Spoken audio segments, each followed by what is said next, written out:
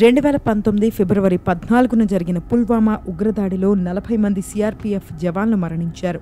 ఈ వార్త భారతదేశాన్ని కుదిపేసింది. జైషే మహ్మద్ పాకిస్తాన్కు వ్యతిరేకంగా ఓవైపు తీవ్రస్థాయిలో నిరసనలు జరిగాయి. మరోవైపు పుల్వామా కేసుని ఛేదించే పనిలో పడింది నేషనల్ ఇన్వెస్టిగేషన్ ఏజెన్సీ. మరి ఇంతటి హై ప్రొఫైల్ కేసుని ఎన్ఐఏ ఎలా సాల్వ్ చేసింది? అసలు పుల్వామా దాడి మాస్టర్ మైండ్ ఎవరు? ఇన్వెస్టిగేషన్లో బయటపడిన షాకింగ్ విషయాలను తెలుసుకుందాం రండి.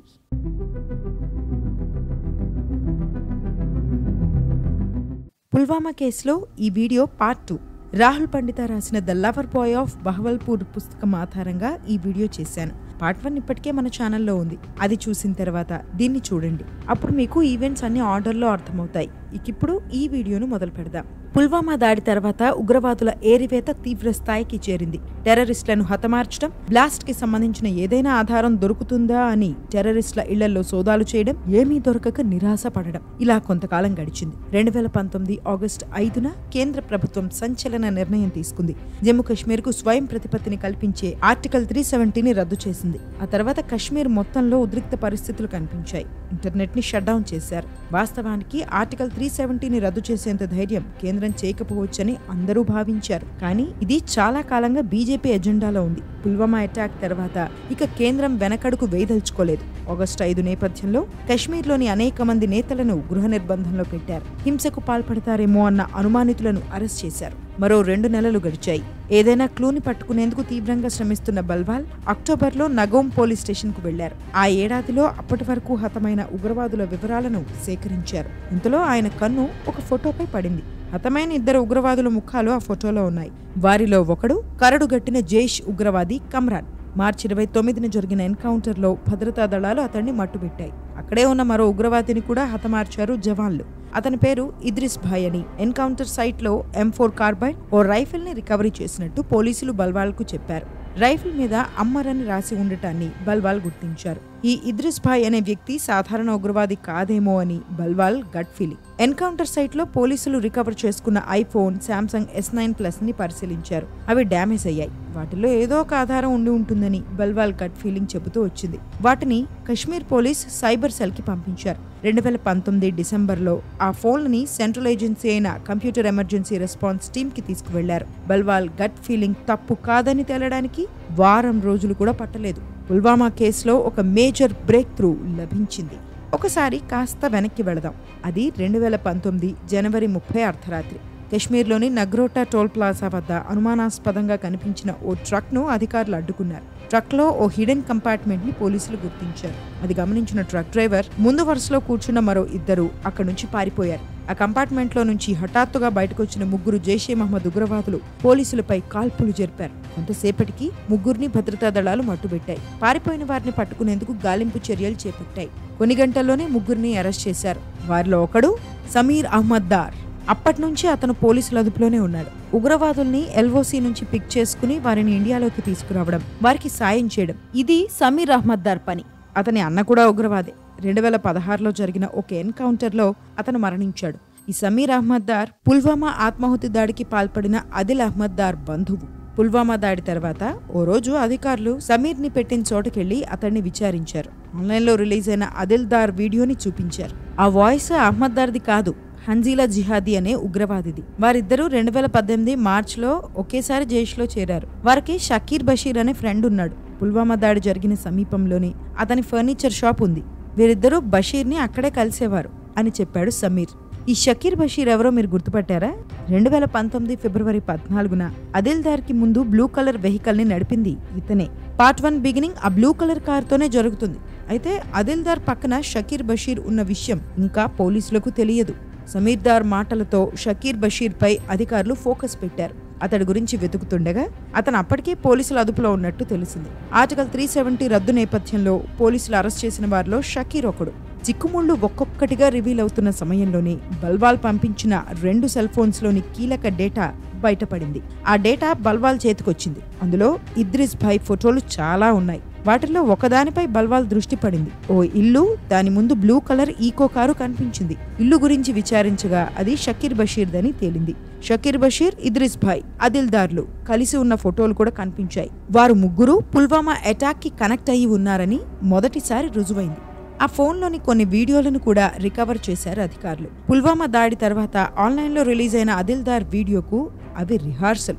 ఇంకో ఫోటోలో ఇద్రిస్ భాయ్తో సన్నిహితంగా ఉన్న ఓ మహిళను గుర్తించారు అధికారులు. ఆమె పేరు ఇన్షా జాన్ అని, ఆమె పుల్వామాలోని హక్రిపోరా వాసి అని తెలుసుకున్నారు. వెంటనే ఆమెను పోలీసులు పట్టుకున్నారు. తాను ఓ జైష్ ఓవర్ గ్రౌండ్ వర్కర్ అని ఆమె ఒప్పుకుంది. ఆమె ఇంటిని బల్వాల్ బృందం రైడ్ చేసింది. ఆదిల్దార్ వీడియో ఆమె ఇంట్లోనే తీశారని వారికి ఆధారాలు లభించాయి. ఓవైపు ఫోటోలు చూస్తూనే మరోవైపు షకీర్ బషీర్ని విచారించారు బల్వాల్. మొదట్లో అతను విచారణకు సహకరించలేదు. కానీ సుదీర్ఘ ఎక్స్పీరియన్స్ ఉన్న బల్వాల్ బషీర్ని ఎమోషనల్గా టచ్ చేశారు. ఇంటి భోజనాన్ని తీసుకొచ్చి వడ్డించేవారు. అమ్మ గుర్తొస్తోందని షకీర్ అంటే తన తల్లితో మాట్లాడించారు. కొన్ని పుస్తకాలిచ్చి చదువుకోమని చెప్పేవారు. ఓ రోజు ఇన్షా జాన్తో ఇద్రిస్ భాయ్ సన్నిహితంగా ఉన్న ఫోటోలను షకీర్కు చూపించారు. షకీర్ షాక్కు గురయ్యాడు. అప్పటికే పెళ్లైన వ్యక్తి మరో మహిళతో సన్నిహితంగా ఉండటాన్ని తట్టుకోలేకపోయాడు. చివరికి బల్వాల్ శ్రమ ఫలించింది. ఓ రోజు షకీర్ని కలిసేందుకు వెళ్లారు బల్వాల్. మీతో ఓ విషయం చెప్పాలని షకీర్ అన్నాడు. షకీర్ మాటలతో పుల్వామా ఆత్మహత్య దాడి కేసు మిస్టరీ వీడింది. అసలు మాస్టర్ మైండ్ ఎవరో బయటపడింది. ఇద్రిస్ భాయ్ అసలు పేరు ఉమర్ ఫరూక్. అతను మసూద్ అజార్ మేనల్లుడు. అతని తండ్రి ఇబ్రహీం అథర్ అల్వి మసూద్ అజార్ సోదరుడు. 1999లో IC-814 ప్లేన్ ని హైజాక్ చేసి భారత చెర నుంచి మసూద్ను విడిపించిన హైజాకర్స్ లో ఒకడు అల్వి. 40 మంది సిఆర్పిఎఫ్ జవాన్లు ప్రాణాలు కోల్పోయిన పుల్వామా ఆత్మాహుతి దాడి మాస్టర్ మైండ్ ఈ ఇద్రిస్ భాయ్ అలియాస్ ఉమర్ ఫరూక్. 2016లో ఆఫ్ఘనిస్తాన్కు వెళ్లిన ఉమర్ ఫరూక్ 4 నెలల పాటు అక్కడే ఉండి బాంబుల తయారీ, డ్రోన్ టెక్నాలజీ, మెషిన్ గన్స్ శిక్షణ తీసుకున్నాడు. 2017లో శిక్షణ పూర్తి చేసుకుని పాకిస్తాన్కి తిరిగి వెళ్లాడు. బలూచిస్తాన్, బాలాకోట్, మన్షేరా ప్రాంతాల్లోని జైష్ క్యాంప్స్లోని వారికి శిక్షణ ఇచ్చాడు. కశ్మీర్లో ఇండియన్ ఆర్మీతో పోరాడేందుకు 2017 సెప్టెంబర్లో మసూద్ అజార్ తన మరో మేనల్లుడు 17 ఏళ్ల తల్హా రషీద్ని ఇండియాకు పంపించాడు. కానీ అతన్ని భద్రతా దళాలు పుల్వామాలోని అగ్లక్ కండి గ్రామంలో హతమార్చారు. 2018 జనవరిలో ఉమర్ ఫరూక్ తమ్ముడు ఉస్మాన్ హైదర్ కశ్మీర్కొచ్చాడు. అప్పుడు అతని వయసు 17 ఏళ్లు. ఆ 3 నెలలకే ఉమర్ ఫరూక్ కూడా కశ్మీర్లో అడుగుపెట్టాడు. అతనికి జైష్ సింపథైజర్ బిలాల్ అహ్మద్ కుచేతో పరిచయం ఏర్పడింది. అతని ఇంటికి ఉమర్ షిఫ్ట్ అయ్యాడు. శాంసంగ్ S9 ఫోన్ ని ఉమర్కి ఇచ్చాడు. అతని ఇంట్లోనే హన్జిలా జిహాదీ, అదిల్ అహ్మద్ దార్ని కలిశాడు ఉమర్. కుచే ఇంటికి రోజు భోజనాన్ని తీసుకొస్తున్న వ్యక్తిని ఉమర్ చూశాడు. ఎవరతను అని ప్రశ్నించగా షకీర్ బషీర్ అని జవాబిచ్చాడు. షకీర్కు ఉమర్ క్లోజ్ అవ్వడం మొదలుపెట్టాడు. కొన్ని రోజులకు పాకిస్తాన్ నుంచి సరిహద్దు దాటొచ్చిన మరో ఉగ్రవాది కూడా ఉమర్ వద్దకు చేరాడు. అతని కోడ్ నేమ్ లంబు. అదిల్, షకీర్, హంజిలా లంబుతో కలిసి తన మాస్టర్ ప్లాన్ ని అమలు చేయడం మొదలుపెట్టాడు ఉమర్. ప్లాన్లో భాగంగా శ్రీనగర్లో డాక్టర్ చదువుకుంటున్న ఓ యువకుణ్ణి ట్రాప్ చేశాడు లంబు. అతను చదువులో టాపర్. కానీ ఆ యువకుడికి నిదానంగా బ్రెయిన్ వాష్ చేశాడు లంబు. చివరికి అతని అమెజాన్ అకౌంట్ నుంచి కార్గో ప్యాంట్స్, కత్తులు, mobile covers, laser pants order పెట్టాడు. వాటిని ఆ యువకుడే వారికి డెలివరీ చేసేవాడు. 2018 అక్టోబర్లో పరిస్థితులు ఒక్కసారిగా వేడెక్కాయి. ఉమర్ ఫరూక్ సోదరుడు ఉస్మాన్ హైదర్ ని భద్రతా దళాలు మట్టుబెట్టాయి. కోపంతో ఆడియో స్టేట్మెంట్ ని విడుదల చేశాడు జైష్ ఫౌండర్ మసూద్ అజార్. 17 ఏళ్ల బాలుడు అమరత్యాగం చేశాడు. కశ్మీరీ యువత రక్తం మరిగిపోవాలి, రండి ఆ 17 ఏళ్ల బాలుడి మార్గంలోనే చేరండి అని పిలుపునిచ్చాడు. ఉస్మాన్ మరణం తర్వాతే ఏదైనా పెద్దగా ప్లాన్ చేయాలని, భారత్ను దెబ్బతీయాలని జైషే మహమ్మద్ నిర్ణయం తీసుకుంది. ఆ పనిని ఉమర్ ఫరూక్కు అప్పగించింది. కుచే ఇంట్లో మసూద్ అజార్ ఆడియోని అదిల్కు వినిపించాడు ఉమర్.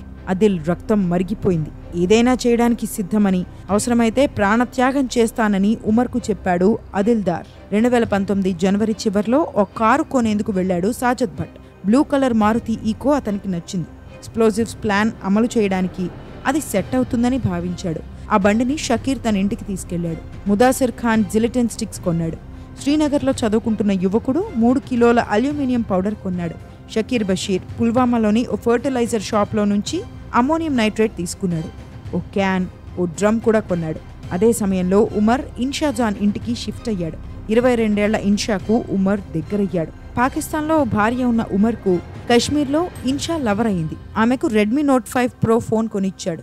ఇద్దరూ చాలాసార్లు వాట్సాప్ వాయిస్ కాల్స్ చేసుకున్నారు. 2019 ఫిబ్రవరి మొదటి వారం ఉమర్, అదిల్, హంజిలాలు ఇన్షా ఇంట్లో చాలాసేపు గడిపారు. పుల్వామా దాడి తర్వాత రిలీజ్ చేయాల్సిన వీడియోని అదిల్దార్ ప్రాక్టీస్ చేశాడు. కానీ అతని గొంతులో వణుకు కారణంగా చాలాసార్లు వీడియో సరిగ్గా రాలేదు.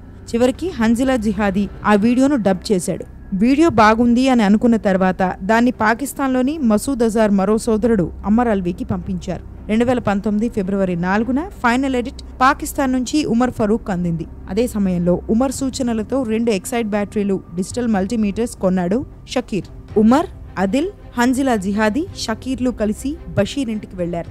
ఎక్స్ప్లోజివ్స్ తయారీలో ఎక్స్పర్ట్ అయిన ఉమర్ ఇతరులు కొన్న అన్ని వస్తువులను కలిపి ఓ భయంకర డివైస్ ని తయారు చేశాడు. 160 కేజీల ఎక్స్ప్లోజివ్స్ ని బ్లూ డ్రమ్ లో, మిగిలిన 40 కేజీలను ఆరెంజ్ క్యాన్ లో పెట్టి ఆ రెండింటిని మారుతి ఈకో కారు వెనక ఫిట్ చేశాడు. వాటిని కనెక్ట్ చేస్తూ స్టీరింగ్ కింద ఒక స్విచ్ ని యాడ్ చేశాడు. ఇక మిగిలింది భద్రతా దళాలపై దాడి చేయడం. ఫిబ్రవరి 6న సిఆర్పీఎఫ్ కాన్వాయ్ పై దాడి చేయాలని ప్లాన్ చేశారు. కానీ భారీ మంచు కారణంగా నేషనల్ హైవే బ్లాక్ అయిపోయింది. కాన్వాయ్ వారం రోజుల పాటు కదల్లేదు. అందుకే అంతమంది జవాన్లను ఫిబ్రవరి 14న ఒకేసారి వేగంగా తరలించాల్సి వచ్చింది.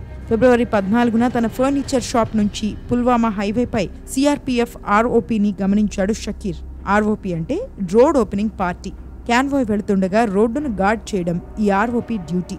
ఆర్ఓపీ ఉందంటే సిఆర్పీఎఫ్ కాన్వాయ్ కూడా వస్తోందని అర్థం చేసుకున్న షకీర్ వెంటనే ఉమర్కు సమాచారం అందించాడు. మధ్యాహ్నం 2 గంటలకు స్వయంగా రెక్కి నిర్వహించేందుకు షకీర్ ఇంటి నుంచి బయటకు వచ్చాడు ఉమర్.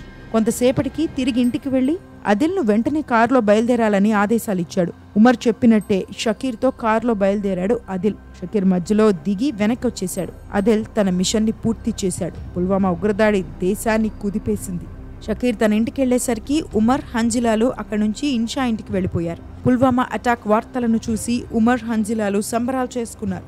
షకీర్ బ్లాస్ట్ సైట్కి వెళ్లాడు. కనీసం 40 మంది మరణించుంటారని ఓ సీనియర్ అధికారి ఫోన్లో చెబుతుండడాన్ని విన్నాడు. వెంటనే ఉమర్కి మెసేజ్ ఇచ్చాడు. కొన్ని గంటల్లోనే అది జైష్ మ్యాగజైన్లో పబ్లిష్ అయింది. ఆ తర్వాత కొన్ని రోజులకు ఉమర్ మసూద్ అజార్తో చాట్ చేశాడు. పుల్వామా తరహాలో మరో దాడి ప్లాన్ చేయాలని, సూసైడ్ బాంబర్ని రెడీ చేయాలని చెప్పాడు. షకీర్, బషీర్తో పాటు మరో వ్యక్తి ఆత్మాహుతి దాడిలో ప్రాణాలు విడవడానికి సిద్ధపడ్డాడు. కానీ పుల్వామా ఘటన తీవ్రత ప్రపంచం నలుమూలలకు చేరడం, ఆ అటాక్తో భారత ప్రధాని నరేంద్ర మోదీ ఫేమ్ కుప్పకూలుతుందని భావిస్తే అది రెట్టింపవడం, భారతదేశ ఆత్మస్థైర్యం మరింత పెరగడాన్ని చూసిన జైషే మహమ్మద్ హైకమాండ్ ఆ ప్లాన్ని విరమించుకుంది. ఇప్పట్లో దాడులు వద్దని ఉమర్కు చెప్పింది. ఇండియాపై మరో దాడి కోసం రగిలిపోతున్న ఉమర్ ఇష్టం లేకుండానే తన ప్లాన్స్ ని విరమించుకున్నాడు. ఎప్పటికైనా అవకాశం వస్తుందని, దానికోసం ఎదురు చూడాలని భావిస్తున్న సమయంలో 2019 మార్చిలో జరిగిన ఓ ఎన్కౌంటర్లో మరణించాడు. పుల్వామా దాడికి సూత్రధారి అని తెలియకముందే జవాన్ల చేతిలో హతమయ్యాడు ఉమర్. ఈ విధంగా పుల్వామా కేసును ఛేదించి దాడితో మసూద్ అజార్కు డైరెక్ట్ లింక్ ఉందని నిరూపించి అతనికి అన్ని విధాలుగా సాయం చేస్తున్న పాకిస్తాన్ను మరోమారు ప్రపంచం ముందు దోషిగా నిలబెట్టింది ఎన్ఐఏ. ఇది ఫ్రెండ్స్ ఇవాల్టి వీడియో. రియల్ లైఫ్ ఇన్సిడెంట్ పై చేసిన ఈ వీడియో మీకు నచ్చిందని ఆశిస్తున్నాను. ఇలాంటి మరిన్ని కంటెంట్స్ కోసం మన పెన్ అండ్ వాయిస్ స్టోరీస్ ఛానల్ని సబ్స్క్రైబ్ చేసుకోండి. ఈ వీడియోని లైక్ చేసి షేర్ చేయండి.